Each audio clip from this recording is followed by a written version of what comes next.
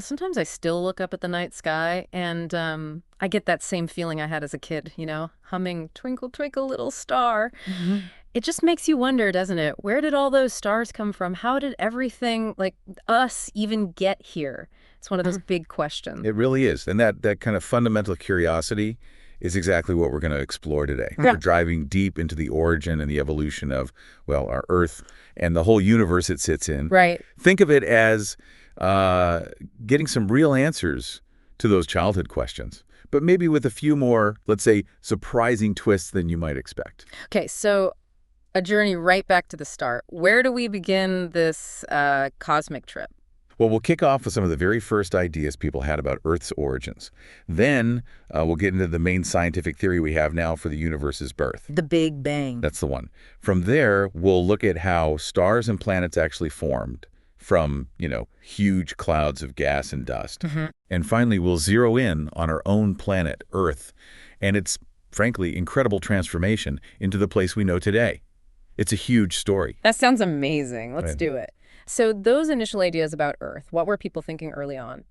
Well, one of the first big scientific-ish ideas was the Nebular Hypothesis. You had Kant and later Laplace. Right, I've heard of that. The idea that the solar system formed from a cloud. Exactly. Yeah. A rotating cloud of gas and dust around the young sun. Much later, like mid-20th century, Schmidt and Weizsäcker refined it. How so? They suggested that within this giant cloud of mostly hydrogen and helium, there was dust, and friction and collisions kind of flattened it into a disk. Okay, a disk shape. Yeah, and inside that disk, tiny particles started clumping together. It's a process called accretion. Like sticking together. Pretty much. Yeah. Think of dust bunnies under the bed, maybe. Or rolling a snowball. It gathers more stuff as it goes. Got it. So these little clumps grew into bigger things called planetesimals. Little planets, basically. And they kept colliding and sticking, pulling more stuff in with gravity, eventually forming the planets we see. So those were the early steps focused on the solar system. Right. But eventually, the question got bigger. Where did the whole universe come from? Which brings us, to the Big Bang theory, the main explanation now, right? Precisely. It's the most widely accepted theory, backed up by a ton of evidence. A key piece came from Edwin Hubble back in the 1920s. What did he find? He observed that galaxies are moving away from us and from each other. The universe is expanding. The expanding universe idea. That always makes me think of that balloon analogy. You draw dots on a balloon. Yeah, and as you inflate it, the dots move apart.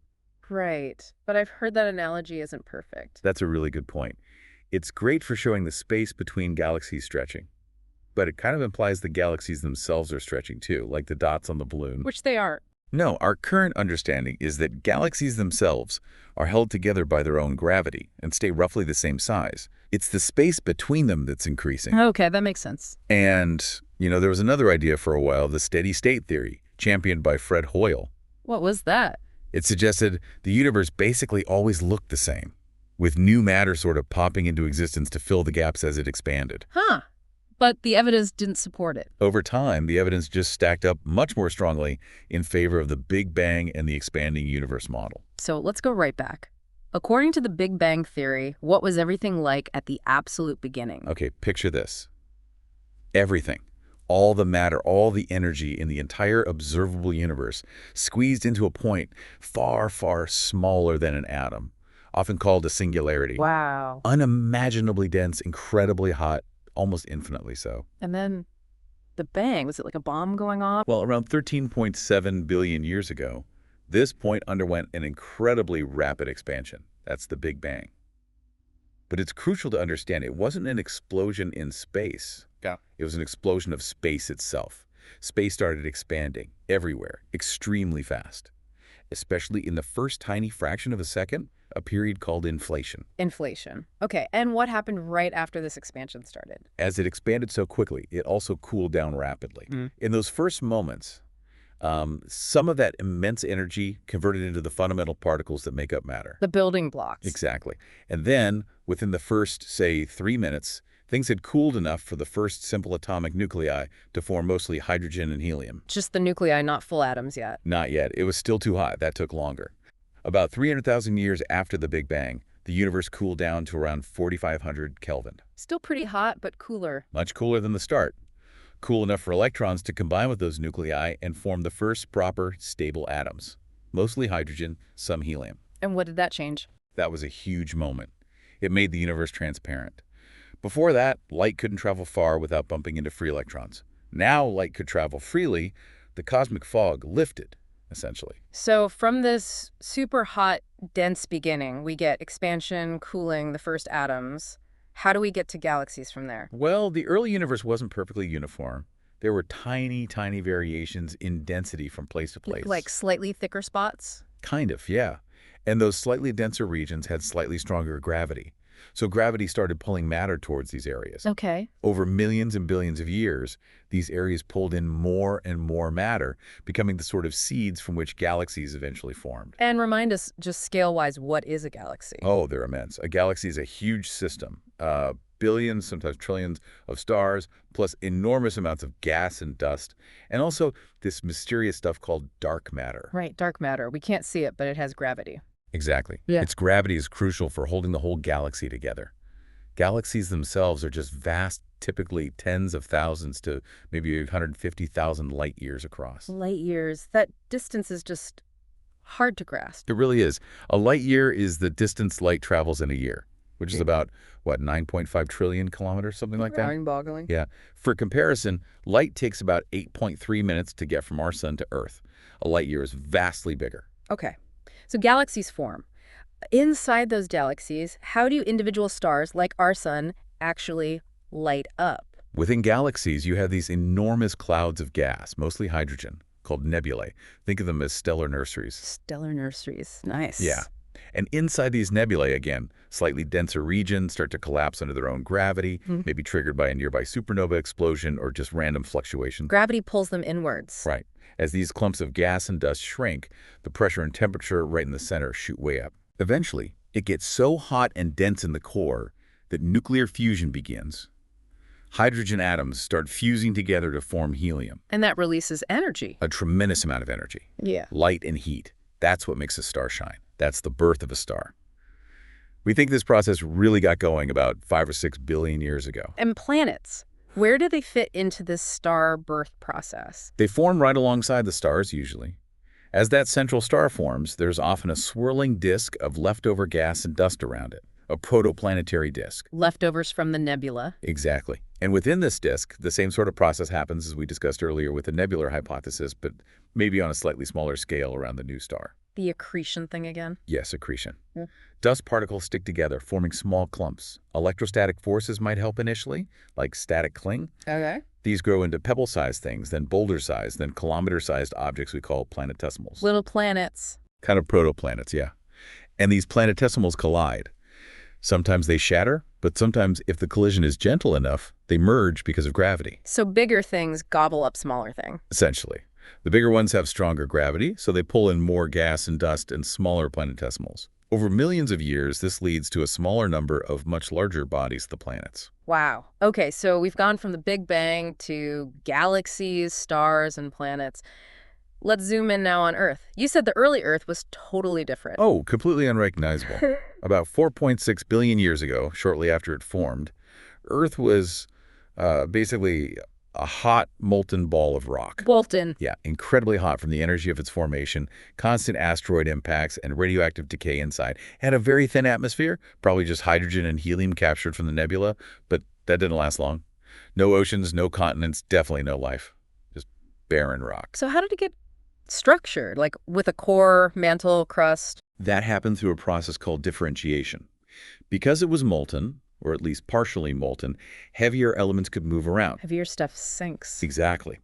Dense materials, mostly iron and nickel, sank down towards the center under gravity, forming the core. Okay. While lighter materials, silicate rocks and minerals, floated upwards, eventually cooling and solidifying to form the mantle and the crust on the very outside. So it's separated into layers. Right. And as it cooled from the outside in, these layers solidified. It actually shrunk a bit as it condensed. You mentioned impacts heating it up. Did any big impacts play a role here? Oh, yes. The leading theory for the moon's formation involves a massive impact. A Mars-sized object is thought to have smacked into the very young Earth. Wow. That impact would have generated immense heat, remelting much of the planet and significantly contributing to this differentiation process, this layering. And the debris thrown out eventually formed the moon. So that giant impact was key for both the moon and Earth's structure. Very likely, yes. It led to our layered Earth. Solid inner core, liquid outer core, the thick mantle, and the thin outer crust, getting denser as you go deeper. Okay, structure sorted. What about the air and water? Where did the atmosphere and oceans come from? Well, that initial thin hydrogen-helium atmosphere, gone pretty quickly, blown away by the solar wind from the young, energetic sun.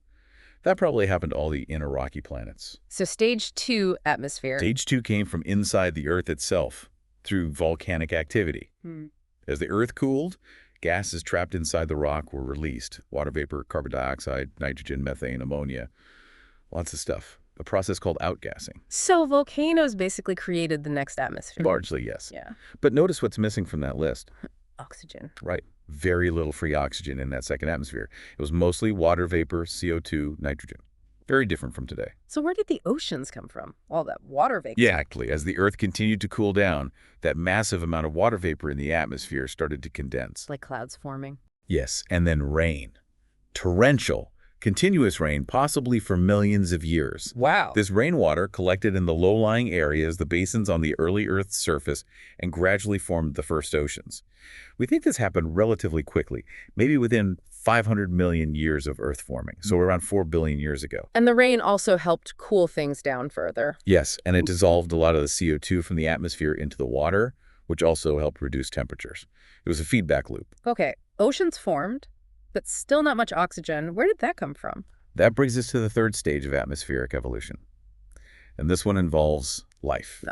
Biology takes over. Pretty much. Yeah. Around maybe 2.5 to 3 billion years ago, early life forms, likely microscopic organisms like cyanobacteria, evolved photosynthesis. Using sunlight to make energy. Yes, and as a byproduct, they released oxygen. Initially, this oxygen just dissolved into the oceans and reacted with iron and other elements there. So it didn't go into the air right away. No, the oceans had to get saturated first.